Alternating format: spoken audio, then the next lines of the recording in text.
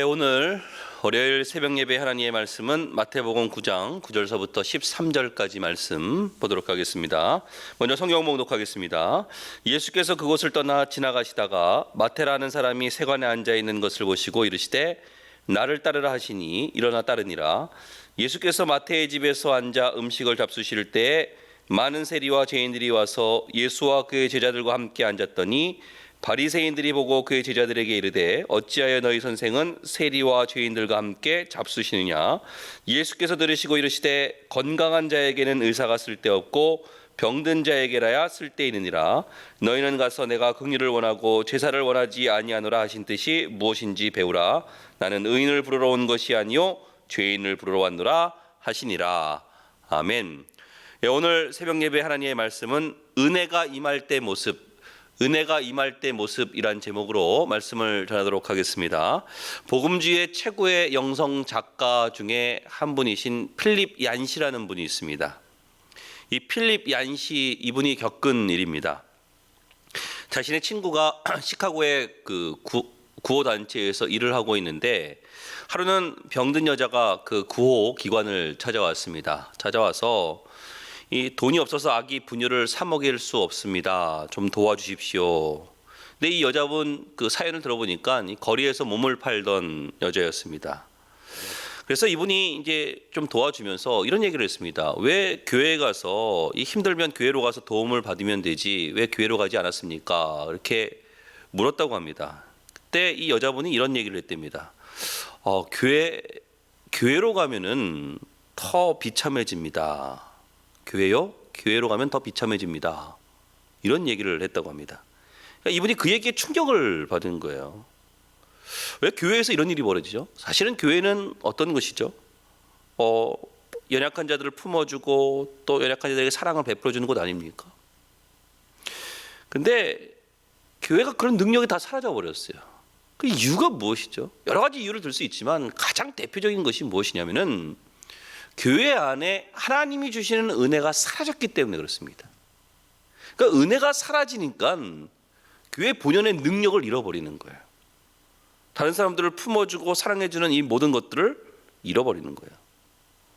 저는 이 땅의 교회가 뭐 어려운 상황 속에 있지만 다시금 이 하나님의 은혜를 회복하는 그런 소망이 있습니다.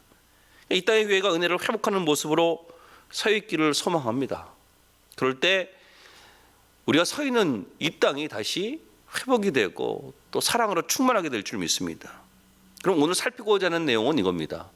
하나님께서 우리에게 은혜를 베푸실 때 은혜가 임할 때의 모습이 어떤 모습이냐는 거예요. 그 특징을 세 가지로 살펴보도록 하겠습니다. 첫 번째, 하나님의 은혜가 임하면 내가 죄인임을 깨닫습니다.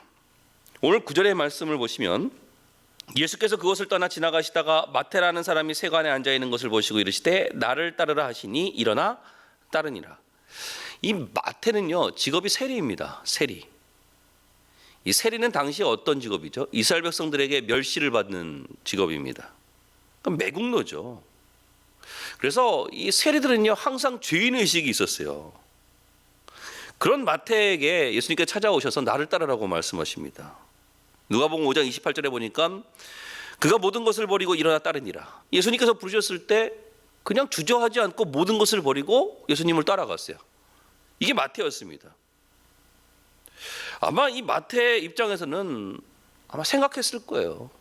자신에 대한 비참한 모습도 생각했을 것이고 자신의 죄의 문제에 대해서도 여러 가지로 고민을 했을 거예요. 그러다가 예수님에 대한 소식을 들었습니다. 마음속에 아마 그런 마음이 들었을 거예요. 이 예수님께서 내 속에 있는 이 죄의 문제, 다른 사람들의 손가락질 받고 이 매국노라고 놀림을 받는 그런 모든 문제들 예수님을 쫓아가면은 해결받을 수 있어. 이 마음이 있었을 거예요. 그래서 예수님께서 부르셨을 때 주저하지 않고 예수님을 따라가는 거예요. 중요한 것은 무엇이죠? 우리가 죄인됨을 깨달았을 때 예수님께서 우리를 부르신다라는 거예요. 그리고 은혜를 베풀어 주신다라는 거예요. 사도 바울도 마찬가지입니다. 디모데전서 1장 15절의 말씀을 보니까 믿보다 모든 사람이 받을 만한 이 말이요 그리스도 예수께서 죄인을 구원하시려고 세상에 임하셨다 하였도다. 죄인 중에 내가 괴순이라. 사도 바울 마음속에서는요 항상 내가 죄인이라는 의식이 있었어요. 뭐라고 고백합니까? 죄인 중에 내가 괴수래요. 죄인 중에 내가 괴수래요. 근데 이 죄인이라는 의식이 있으니까 하나님의 은혜가 떠나지 않는 거예요. 여러분, 성령께서 이 땅에 오셔가지고 하시는 일이 있어요.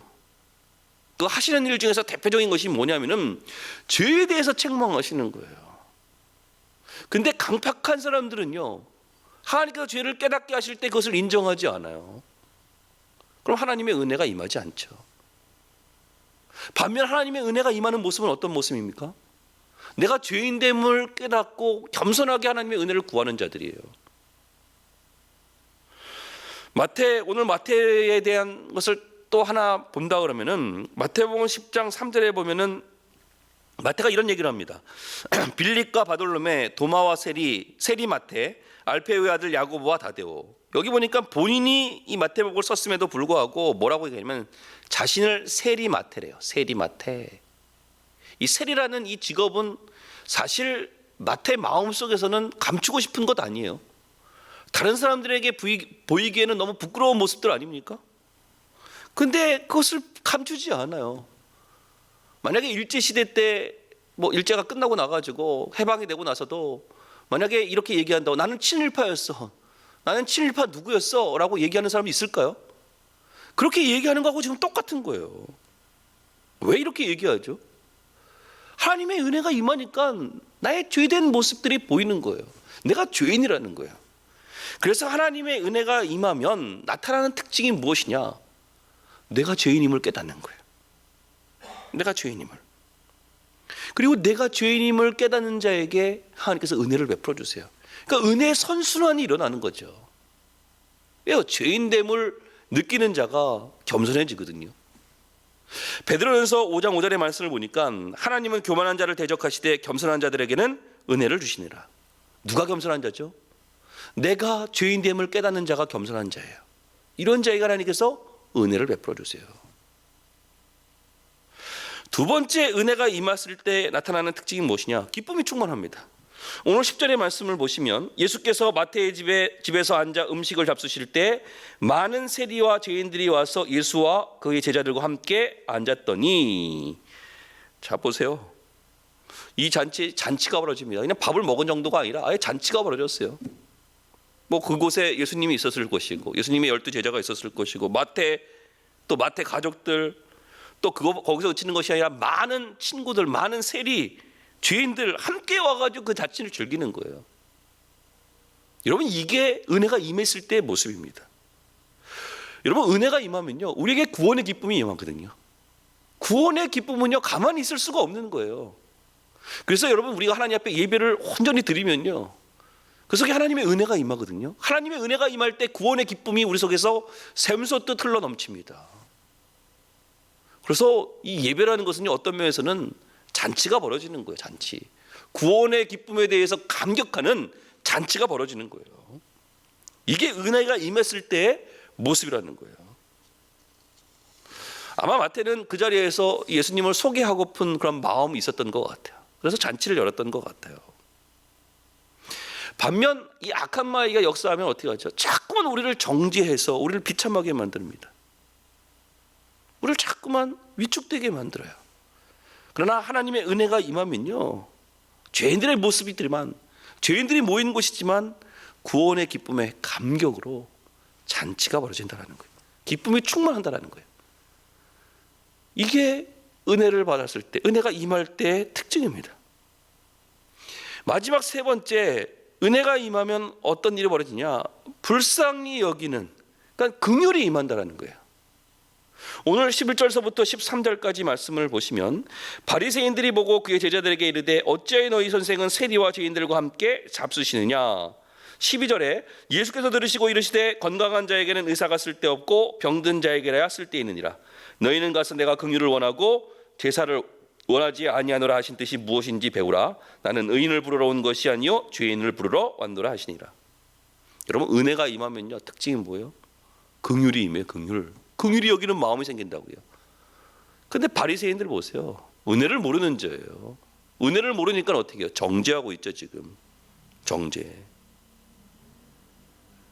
이 정죄를 했다는 건 뭐죠? 나는 죄인이 아니라는 거예요.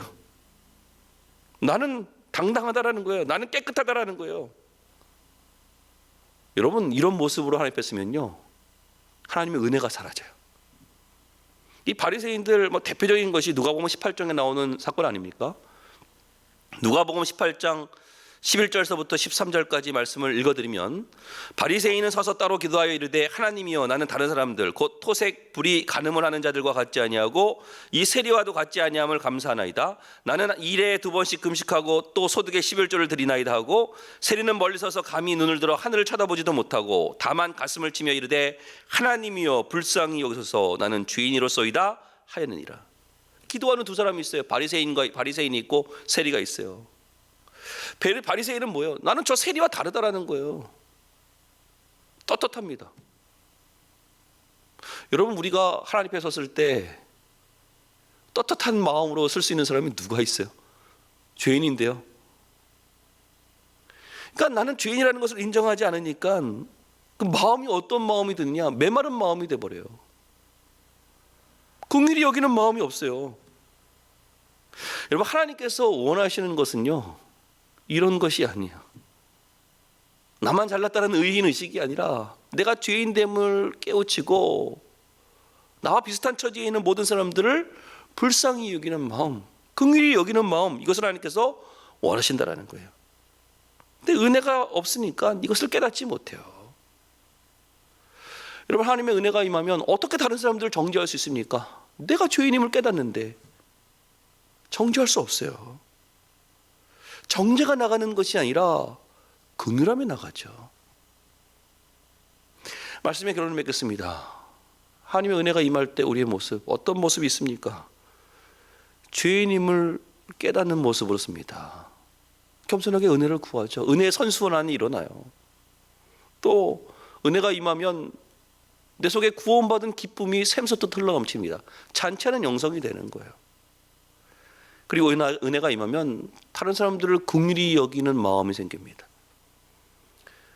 오늘 말씀을 듣는 우리 반석회 모든 성도님들, 하나님의 은혜가 임하는 것을 통해서 항상 이 예수님께서 허락하신 이 마음을 품고 많은 사람들을 품어줄 수 있는 우리 성도님들 되시기를 주님으로 축원합니다. 기도하겠습니다. 사랑의 하나님, 감사합니다. 하나님의 은혜가 임할 때 내가 죄인임을 깨닫습니다. 또 내 속에 구원받은 기쁨이 충만합니다. 또 다른 사람들을 불쌍히 여기는 긍휼한 마음이 듭니다. 하나님, 우리에게 은혜를 베풀어 주시고 우리가 이 마음을 품을 수 있도록 하나님 역사하여 주시옵소서. 예수님의 이름으로 기도했사옵나이다. 아멘.